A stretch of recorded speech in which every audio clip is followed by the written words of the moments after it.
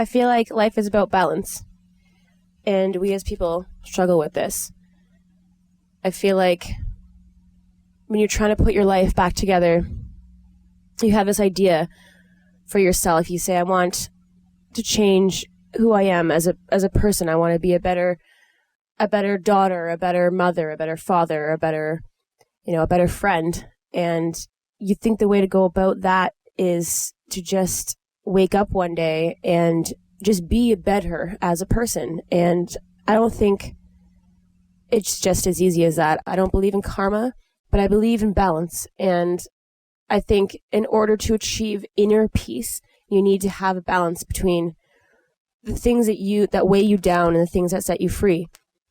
I think the things that weigh you down are things like guilt and, things you carry with you, things you've done wrong, things you feel badly about yourself for, things you feel you haven't, fully committed to or fully met the challenge of. And things that make you feel free are things like helping others and being charitable to others. I think if I spent one day a week doing something good for the world instead of just existing in it, that it would balance the good and evil that dwell inside of me. And instead of feeling like I need to solve my problems by just stopping my behaviors, maybe I just need to counteract some of the behaviors that are destructive with some behaviors that are productive. If you do something embarrassing and you feel really bad about it, and you go home and you spend the entire night feeling guilty about something you did, because you were upset or emotional or you had a bad day, so you did something you maybe wasn't a good choice. And then you get home and you spend the rest of the time feeling bad about that. If you don't solve that bad feeling by replacing it with something else, then that bad feeling is going to taint the next days of your life because you're carrying the weight of that bad thing with you. And I think if every time we did something that we regretted or felt guilty about, instead of letting it poison our future with the weight of it on our shoulders, if we tried to maybe go out and do something to balance that so you can even the scales out again, then maybe you can stop the process that is a cascading snowball, a snowball effect where you have one bad day, it turns into a bad week, turns into a bad month, turns into a bad spot for you in your life. When I was in high school, I spent my entire time, a lot of the time, trying to impress other people, trying to make other people value me for things like my looks, for things like, anything, like my talent even. Some things were genuine, some things weren't, but I spent a lot of time trying to make people feel a certain way about me because I thought that was important. And then as soon as you get out of high school, you're like, the real world hits you and you get a job and you start realizing that we're all just a part of the same community. It's like you're this individual in high school with, your ideas about the world and all the things you're going to do and all the ideas put in your head about what it's all about. And then high school's over and it's like, now I have to get a job and find somewhere to live. And quite instantly, it's like, well, now I have to start considering 50 other things I wasn't ready to consider. And when I was in high school, I wasted so much time on just trying so hard to be something I didn't need to try to be. And then you get out of high school and you're like, now I actually have to try to be something I don't really want to be because that's what society's making me do. But when you're younger, you're not made to do these things. You can actually just enjoy life. You can just figure out what you're all about, and you don't have to spend every all of your time trying so hard to live up to something that you aren't even sure you want to be involved in. It's like the kids who stay at home playing video games and not going out to crazy high school parties and chasing after girls. You feel like you're behind the game at the time. You feel like you're you're slower than the rest. You're not a part of the party. So that makes, you less of a person, less of a valuable individual. That's how people make you feel, but it's actually the opposite, because it's those people 4 years down the line, they get out of high school and they think that the world's at their fingertips, but the reality is the world's at no one's fingertips, and we're all just kind of trying to figure out who we are and what we're doing here, and the playing field is just completely leveled. Once it all comes down to it, it's like, it doesn't matter who you are, what school you went to, none of it matters. All that matters is how hard you are willing to work, and where you're willing to compromise and where you're willing not to. And that's the thing about life, really. It's about drawing lines. It's about drawing your line in the sand and sticking by it and believing in it. And I think that's the key to all things in life and all relationships in life. It's deciding for yourself what it is you want and what it is you don't want, and drawing your line in the sand. I think that once people realize that they need to draw those lines in their life in order to find happiness, they need to know that it's up to them. No one's going to help you out. No one's going to tell you what you need or what you don't need. You need to decide for yourself what you need, and tell people that, and ask for what you want from this world, and draw your lines in the sand and say, this is where I'm going to stand, and I'm going to expect everyone else to meet that for me, to meet that expectation. And if they don't, then they're not for me, and that's okay. Not everyone's for everyone. There's lots and lots and lots of people in this world, and if your definition of a happy life is just, packing up your bags in the spring and camping for 6 months in the woods with, a couple of your friends, maybe your girlfriend, your wife, or your boyfriend, or your son, that's okay. You don't need to be proving to everybody else in the world that what you're doing is of value, because if it's of value to you as a person, then that's really what's important and what's the most important to living a happy life. How did I spend so much time in my life taking pictures of me just posing in different various poses? It's like me with the tongue in between my two fingers pose. Like, what is that supposed to be? Is that supposed to be some kind of, derogatory pose? Like, am I trying to be cute there? I don't understand. Like, my leg goes up also, you'll notice. And I don't understand why there's so much time in my life where I just needed to be really cute in pictures. I guess I needed validation from the world. And then, I got a little older and I realized I actually don't want that kind of validation, because it doesn't mean anything. It's completely pointless. At the end of the day, it's like I went home from my day, and some people thought I looked really cute in my dress, and now I feel accomplished. I'm going to go to bed, and that's going to make me happy. But it doesn't. It doesn't make you happy. It makes you nothing. Is how I feel about it. It's it's like a bucket with a hole in it. You just keep trying to fill it with water, but it just keeps emptying. And at the end of the day, you just have a bucket without any water, and what you really want is to have some water. I look back at these pictures and I see, maybe a bit of childhood carelessness in my face, and maybe a bit of, excitement and real happiness. I was proud, and I could see it. And I look back at these pictures of myself, and I'm trying to pose in a group of girls, or pose, trying to be cute on some night I was out at the club, and it seemed so important at the time. And I look back in comparison when I can see them all, laid out in front of me. It's like a reel of your life, the life you decide to put on camera anyway.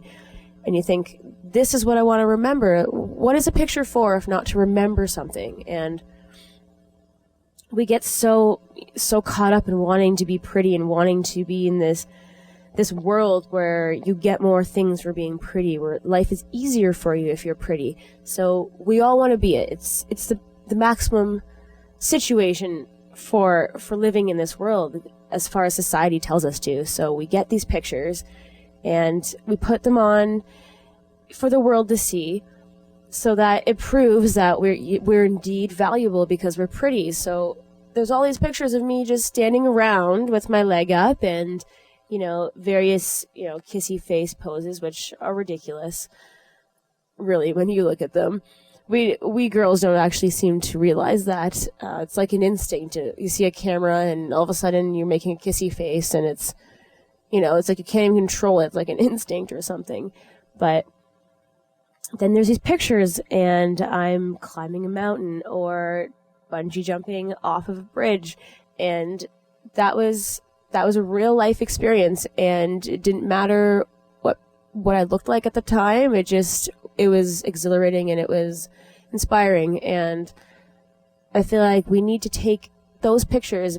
Those are the moments we need to have in print on film for the world to see. The moments where we're embracing life just in the simplest way and just ignoring all of the other things society tries to make us believe are important, and just hang out with some friends in a forest and, camp out for the night, or sit down with a couple of friends and play a video game. Just enjoy people's company for a night, and not have to worry so much all the time about living up to a standard that isn't even important in the grand scheme of things. Everybody thinks my tattoo says, on my right arm, it says Spirit, Passion, Mirth. It's actually Spirit, Passion, Truth.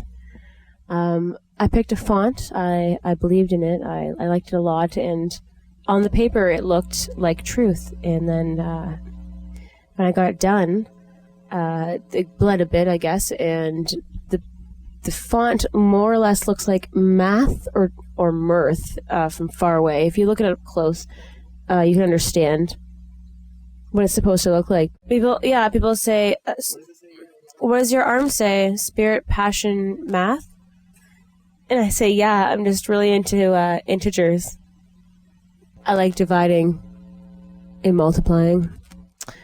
Sometimes I find out the factors of 3. I do get people all the time asking me, why did you do this? And are you going to regret it someday?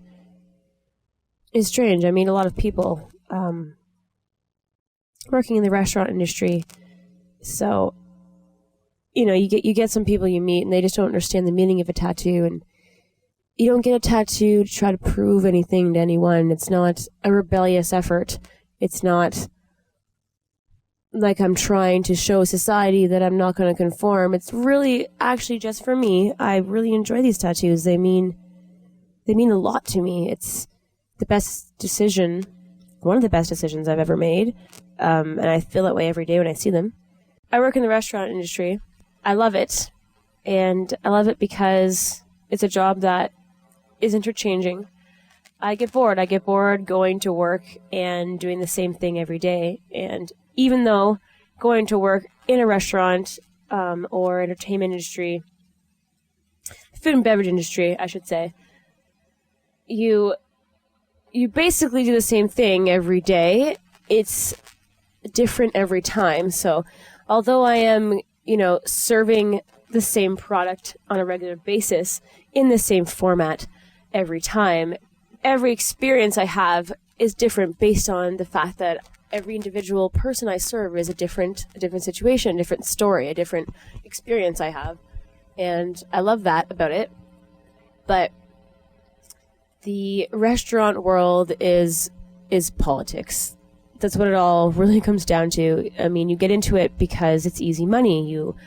You can spend all your money and then work the next day and think to yourself, if I spend all my money tonight, I can wake up tomorrow and I will have an income at the end of the day tomorrow. That is extremely appealing to a lot of people. And there's 2 types of people who work in the restaurant industry.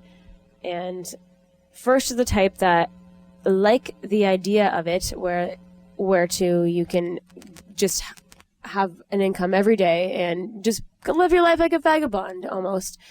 Live paycheck to paycheck. If you run out of money, you'll always have some, the next shift you work. So it's a traveler's lifestyle. You hear about people who travel and just work as a bartender or or a server somewhere to get by, because it's something you can pick up really fast, just get right into, start making money, and you can just really leave behind at any point if you want to, and just get another job somewhere else. But those people, the people who just like the money and just like the easy money, I guess, it's not necessarily easy. It's a lot of work. It's long hours on your feet, and it's not something that's not difficult, but it's not rocket science. It's not the hardest job to get. If you are intelligent enough, you can handle this job. So some people go there and they don't really care, and you have to work with them. And if you're like me, you're the other type of person who actually enjoys doing well at their job and has a seriousness to it. I mean, it all depends on the place you work, because there's good places with higher expectations than others, and if you work at a place with high expectations, the job pressure is different. Things are expected of you. Where places that, places less expensive, places with less to offer, the job can be really lackadaisical. But what I like about it is that the better you are and the more serious you are, the more you can advance in it, which I guess is what's good about any industry that you're in. What I don't like about the restaurant industry is the politics. Anyone who's worked in the restaurant world, and that is everyone, all of us cooks, all of us dishwashers, all of us servers, bartenders, managers, whatever it may be, it's politics. And you walk into a situation, you pretty quickly figure out that everything is based upon some, secret world of lies and behind your back kind of politic nonsense. It's like every restaurant has, an inner circle of nonsense that needs to be happening for some reason. And I can't speak for the fine dining restaurants. I feel like they probably run their ship a little more sternly, but it's like you work in the restaurant industry. Who can suck up to the boss the most? Who's the prettiest girl in the room? Who's, manipulative enough to persuade people who are letting themselves be manipulated by others. When you work at a bar, everyone knows your life and everybody cares for some reason. And you do one thing wrong and 20 people talk about it behind your back. It's like going back to high school. That's actually what it really is all about. Working at a restaurant or a bar is like going to high school. And you're instantly a part of high school. The prettiest girl gets the prettiest boy. Whoever is in with the cool kids is the one who gets the benefits. Everybody who's outside of the inner circle, is outside, and they're they know that, and they have to work hard to get in on the inside. And it's a way. The restaurant world is a way for all of us, people who don't really know what we're doing with our lives, to work and earn money and still not know what we're doing with our lives. And we're all doing it together. And I think a lot of us get stuck in there because it's action-packed. There's a lot of things going on. Everyone in the industry is feeling the same way about life. We're all kind of lost travelers, not knowing what our next move is, not knowing, where the next new situation is for us. We just kind of stop and relax and serve food and enjoy food ourselves, and become a part of this ancestral world of politics. I realized that there's something missing in my life, and what's missing is my creative outlet. And I lost it for a bit because I lost the plot of my life. I lost my way, and I thought for a while I'd never be creative again, and I would lose all that was me. And then I realized it was because I'm lacking in something in my life to feel creative about, and I'm going to find my way into that again, whether it be through independent film or through music. Either one is the happiest times of my life are when I was doing things like that. There was a point in time where I was accomplishing things. I was making music videos. People were telling me it was amazing. These things were happening for me, and everyone believed I was going to do something really amazing. And then I lost the plot. I lost the point of it all. And I thought that things that were important. I thought things were important that weren't actually important. And now I realize that I'm all here at this point lacking something in my life, and what I'm actually lacking in my life is something I'm passionate about, and I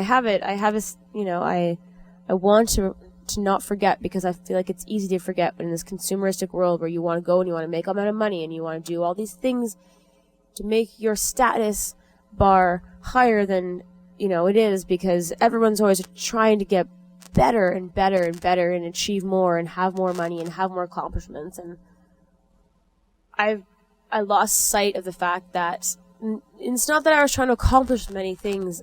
I was just losing sight of what makes you capable of accomplishing things, is having a passion in your life that you believe in. Because without something that makes you happy on its own, there's no chance of being able to find happiness doing the things you don't want to do. Because there's things in life we don't want to do. That's just the way it is. You can't have everything be what you want it to be. You can't always have fun. You can't always be doing what you love. You can't always, be successful in the thing you're passionate about. But you can't forget to leave time for it, because it's important. And if you don't have the balance of passion and duty in your life, then, or even, it doesn't even need to be a balance, it just needs to be prevalent. It just needs to be there. I used to make movies. I used to make independent films. And I stopped making them because I guess I got out of high school and I thought everything was in order, and I was in a relationship I thought was really really important to me, and it blew up in my face, and I kind of had a mental breakdown, really. I stopped caring about what I cared about, and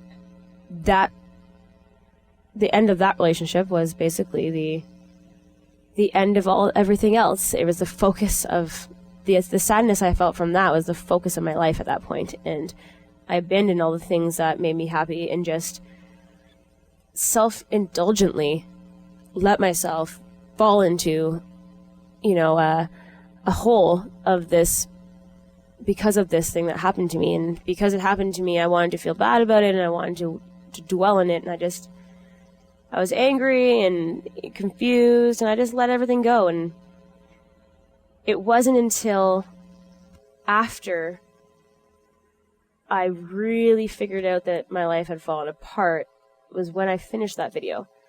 I didn't finish that video after I filmed. The last music video I made was for a song called Brave Words. I didn't finish editing that video until 3 years ago. It had been 2.5 years since I had filmed it, and that is when I decided to finish it, because I've been done with it weighing on my conscience. I had filmed this video, and I made this crazy homemade gear, and it was an epic production, and I just tried really hard to make this thing work. And then, life happened, and it stopped me from continuing with my goals. And it wouldn't be without that knowledge, I wouldn't realize now how important it is not to let go of the things that make you happy, the things that you're excited about. If you find something that excites you, you have to just hold on to it with white knuckles, because that's what life is about. Like, finding something that makes you happy, and it may not make sense to someone else. It might not be what makes them happy. It was the same thing that makes you happy. I mean, I would just be happy sitting in front of a computer editing something for 16 hours. In high school, I believed I wanted to direct musical theater. To be honest with you, that's probably my dream come true. But if I could, my wildest dreams come true, I would be given the right to direct, a really expensive musical production that would be, on tour and things. If I was that caliber of musical theater directing, that would be incredibly fulfilling. But it's very difficult if you haven't taken that road to go down that road. If you haven't committed to it really soon, kind of like all specific things in this world, like sports and in acting and things like that. If you don't start early, you kind of have a disadvantage. So instead of doing anything in musical theater, I kind of went to trying to make films. I liked the fact that I could create the idea and then I could film it, and then with editing, I had the power to manipulate the footage to make my point clear. And as an expansion of that, I could use editing to manipulate the footage to match musical rhythms and tone of music. So it was really inspiring to me when I could make a music video for something, a song I thought was, amazing, and I felt I had an artistic way to make that song enhanced, to make the point even more brilliant, to make it better. And that was what I really, really wanted to do with my life, and I haven't lost that.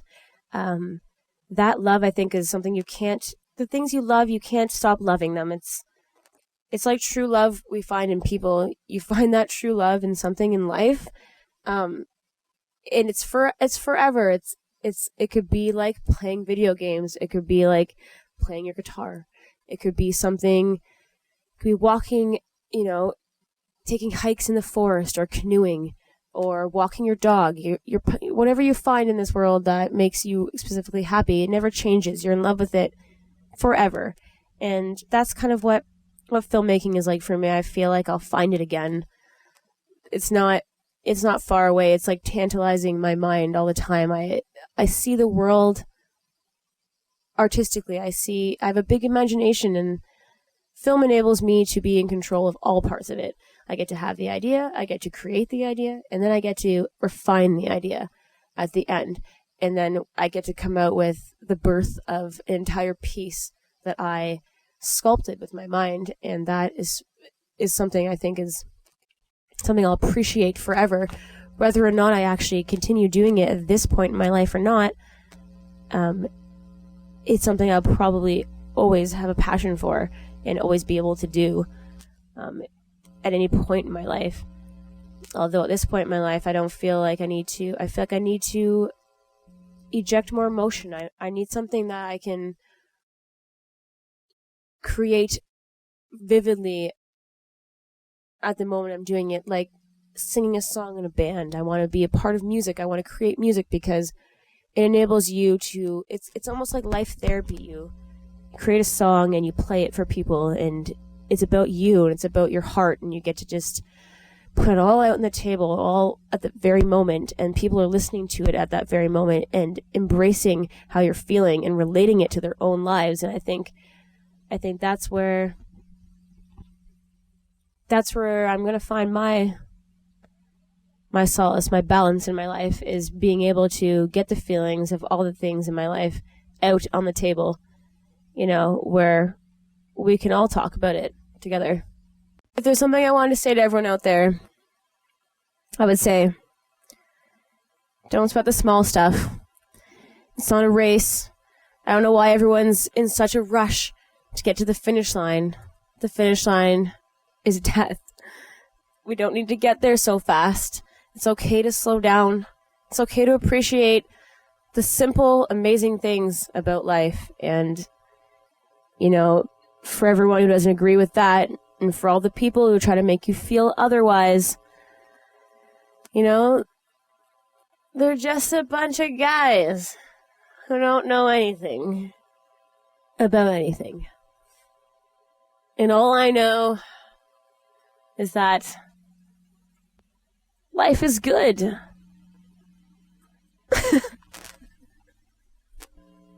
And in closing, all you need to know to get through the next couple of weeks, the next couple of years of your life, is that you're the boss.